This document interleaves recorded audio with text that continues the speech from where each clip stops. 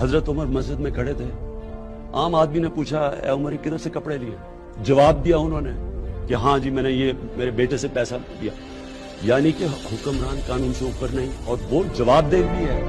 اسرائیل کا prime minister Nitin Yahoo, اس کے اوپر پولیس نے جا کے اس کو کوسچننگ کی ہے، سٹنگ پرائم منسٹر کو، اور اس کا جرم کیا ہے کہ اس کو کوئی تحفے دیے گئے ہیں۔ پہ آج الزام لگایا جا رہا ہے کہ جناب توشہ خانہ سے اس نے کوئی چیزیں لی، وہ بھی میں نے خریدی، سب ریکارڈ کے اوپر ہے، سب قانون کے اندر ہے۔ میں نے ان پیسوں سے جو میرے گھر کے نیچے سڑکیں جو عام لوگوں کو بھی فائدہ پہنچاتی تھی، وہ توشہ خانہ کے پیسے سے سڑک کی حکومت کا پیسہ نہیں لیا ہے۔ توشہ خانہ ریفرنس میں سابق وزیر اعظم عمران خان کو نااہل قرار دیا گیا۔ بالکل آپ کو یہ بتاتے چلے اہم فیصلہ، اہم یہ کیس، اور ایسے میں عمران خان نے تحائف فروخت کرنے کا اعتراف بھی کیا تھا۔ جو آرٹیکل 62 ایکٹ کے تحت ہوتی تھی، اس کے ساتھ ہی ساتھ الیکشن کمیشن نے 19 ڈکلیریشن کیا ہے، عمران خان نے اس کو